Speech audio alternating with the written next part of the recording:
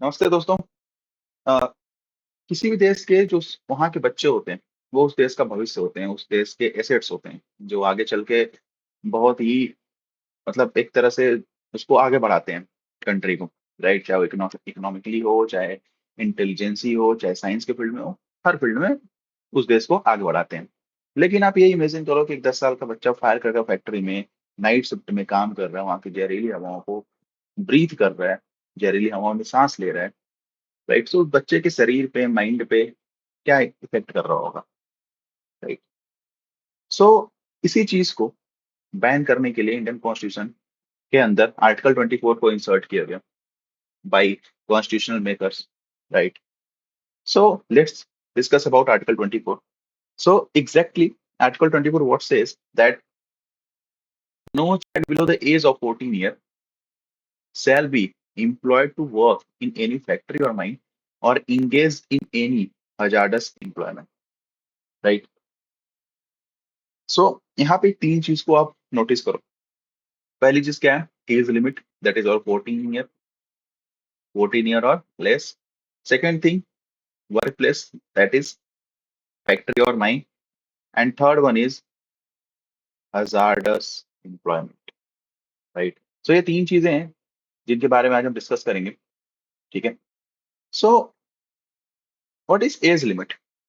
अगर age limit यहाँ पे जो बात की गई 14 साल या 14 साल से कम के बच्चे, राइट, सो ये क्या अलाइन करता है? अगर आपने राइट टू एजुकेशन आर्टिकल 21 का वीडियो देखा होगा, तो उसमें मैंने बताया था कि उसमें भी जो एज लिमिट है वो 14 ईयर ही है, कि 14 ईयर 14 साल तक के बच्चों को फ्री एजुकेशन प्रोवाइड किया जाएगा under right to education act 2009। Right, so constitution भी ये इंश्योर करता है कि जो बच्चे हैं, राइट, उनको पढ़ना चाहिए, ना कि काम करना चाहिए। ठीक है, कॉन्स्टिट्यूशन भी इंश्योर करता है कि बच्चों को पढ़ना चाहिए, ना कि काम करना चाहिए, क्योंकि अर्ली एजेस में क्या होता है कि माइंड जो होता है बच्चों का बहुत ही शार्प होता है। किसी भी चीज को ग्रैब करने की जो कैपेसिटी होती है उनकी बहुत हाई होती है। सो अगर कोई भी चीज सीख रहे हो, कोई भी चीज के बारे में नॉलेज गेन कर रहे हैं, पढ़ रहे हैं, राइट, तो उस फील्ड में उनके आगे जाने की जो कैपेसिटी होती है, जो इंटेलिजेंसी होती है, वो बढ़ जाती है। ठीक है, सो दैट्स द रीजन कि यहाँ पे 14 ईयर्स एज को मेंशन किया गया है। सेकेंड थिंग, फैक्ट्री और mind, that is our work place. So factory और एंड माइंस आर स्पेसिफिकली इसलिए इस आर्टिकल में नेम्ड किया गया है, क्योंकि अगर आप हिस्ट्री में भी देखोगे, ठीक है, सो हिस्ट्री में भी देखोगे तो जो डेंजरस मशीनरी होती थी, डेंजरस फैक्ट्रीज होती थी जिसमें फायर क्रैकर्स और कोल माइंस हो गए, राइट, ये सारी सारी एक्सप्लोजन जिसमें बनते थे, ये सारी सारी चीजों में बच्चों को क्या कर दिया था? इंगेज कर दिया जाता था। ठीक है, to build their man power. So that the reason की फैक्ट्री और माइन पे स्पेसिफिकली यहाँ पे मेंशन किया गया है। Third one is other hazardous employment. ठीक है, क्योंकि फैक्ट्री और माइन के बाद भी बहुत सारे ऐसे हजार्डस वर्क हैं, ऐसे बहुत सारे खतरनाक काम हैं जो बच्चों को नहीं करना चाहिए at the early ages. Right, so कोई लूप होल ना छूट जाए, इसीलिए यहाँ पे अदर हजार्डस एम्प्लॉयमेंट को ऐड किया गया है। ठीक है, कि outside factory and mines, if the work is dangerous, employing a child under 14, right? So it is also be a unconstitutional. It also be a violate of the law. ठीक है, ये रहा। ओके, क्योंकि ये आर्टिकल लाने का main reason ये भी था, क्योंकि हमारे जैसा कि मैंने बताया कि ब्रिटिशर्स के राज में 1940 या 1930 के आसपास चाइल्ड प्रॉब्लम बहुत थी।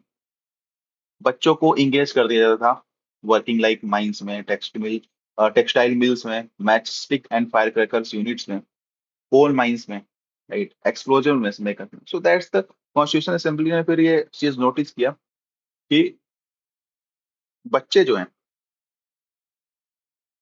कि एक्सप्लॉइटेड चिल्ड्रेन कभी भी किसी नेशन को बिल्ड नहीं कर सकते। Right, a growing nation can not be build on the back of exploited children. So कहीं ना कहीं ये ह्यूमन डिग्निटी को भी इफेक्ट कर रहा था। So that's the reason article 24 को इंसर्ट किया गया, right, to stop it, to prohibit it, and those who engage in these type of works will be punished by the law. Right, there are many laws जो कि specifically बच्चों के लिए enact किया गया। जैसे कि अगर हम नीचे पढ़ें, so child labour prohibition and regulation act 1986 ban child employment in hazardous occupation. इसी चीज को अमेंड करके, ठीक है, इसी चीज को अमेंड करके 2016 में child and adolescent in labour prohibition and regulation act लाया गया, जिसमें चाइल्ड को तो करता ही, अप टू 14 ईयर्स तक तो करता ही, लेकिन आल्सो रेस्ट्रिक्ट करता है एडोलेसेंट्स को, जो कि 14 to 18 years from hazardous occupation. Right, फिर फैक्ट्रीज एक्ट लाया गया जिसमें मिनिमम एज लिमिट लाई गई किसी भी फैक्ट्री एम्प्लॉयमेंट के लिए।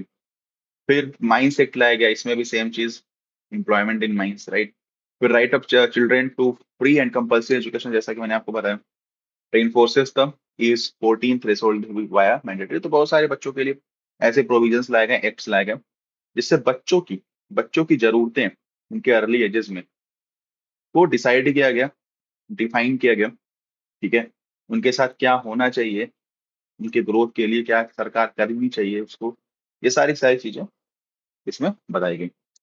राइट, सो जो आर्टिकल 14 है कॉन्स्टिट्यूशनल फाउंडेशन की तरह काम करते हैं। ठीक है, और जो ये एक्ट्स हैं, जैसे कि आपने अभी एक्ट्स ये देखा सारे, ये जो एक्ट्स हैं वो एक वर्किंग मशीनरी की तरह काम करते हैं, जो कि आर्टिकल 14 के ऊपर ही बनी हुई है। इसमें कुछ लैंडमार्क केसेस हैं, जैसे कि पीयूडीआर वर्सेस यूनियन ऑफ इंडिया, ये हमने उस दिन भी डिस्कस किया था जब हम आर्टिकल 23 को डिस्कस कर रहे थे। ठीक है, ये also known as Asiad games case. Right, so इसमें क्या था कि दिल्ली में कुछ ऐसे प्रोजेक्ट्स हैं, स्टोन क्वारीज, जिसको पत्थर को ढालते थे या फिर चीजें करते थे, उसमें बच्चे काम करते थे। ठीक है, तो ये वायलेट करता था, ये वायलेट कर रहा है आर्टिकल 14 को। ठीक है, सो उसको प्रोहिबिट किया गया था सुप्रीम कोर्ट द्वारा। फिर Bandhua Mukti Morcha, sorry sorry sorry sorry sorry, Bandhua Mukti मोर्चा में इस स्टोन क्वारीज को बात की गई थी। PUDR versus Union of India में कॉन्ट्रैक्टर्स एम्प्लॉयड कर रहे थे child below the age of in construction work, sorry construction work था, इसमें स्टोन क्वारीज था बंधुआ मुक्ति मोर्चा में। तो माइंड से डाइवर्ट हो गया था मेरे। ठीक है, so the court read article 24 together with article 21 right to life with dignity, जैसा कि मैंने अभी आपको ऊपर बताया कि ह्यूमन डिग्निटी को भी कहीं कहीं वॉयलेट करता है अगर बच्चे 14 साल से कम के हैं और उनको हजारस एम्प्लॉयमेंट में खतरनाक कामों में इंडल्ज किया जा रहा है। So it is also violate the right to life with dignity. ठीक है, फिर एमसी मेहता में कुछ बच्चे जो काम कर रहे थे, राइट, मैच स्टिक्स बनाने में, फायर करके इंडस्ट्री में, सीवा सीवा काशी में, सुप्रीम कोर्ट ने डिटेल डायरेक्शन दिया रिहेबिलिटेशन का, कंपेंसेशन का 25,000 तक का शायद रिहेबिलिटेशन अमाउंट था, एम्प्लॉयर द्वारा पे किया जाएगा बच्चों को। राइट, फाइनेंस बैंक और इसमें 25,000 तक का अमाउंट था, 25, ये हाँ इसे ही था। ठीक है, सो ये इंपॉर्टेंट केस लॉ है, एग्जाम पॉइंट ऑफ व्यू से भी बहुत इंपॉर्टेंट है, ये आप लोग जरूर एक बार पढ़िएगा, गो थ्रू होइएगा। ठीक है, सो दिस इज इट, ये हमारा आर्टिकल 14 था। तो क्या आर्टिकल 14 इनफोर्सेबल है? One of the question is that because it is a part of fundamental right, so it is a justiciable, means if any person violate fundamental right, then a writ petition can be filed against him, right, under article 32 in supreme court and under article 2226 in high court। okay, so ये हो गया। so मेरा एक question है, क्या जो age limit है 14 सही है? क्या एज लिमिट 14 सही है? अगर है तो क्यों सही है, या फिर अगर नहीं है तो कितना होना चाहिए और क्यों होना चाहिए? Please let me know in comment box. Right, okay, so मिलते हैं नेक्स्ट वीडियो में, तो take care, keep learning, bye bye.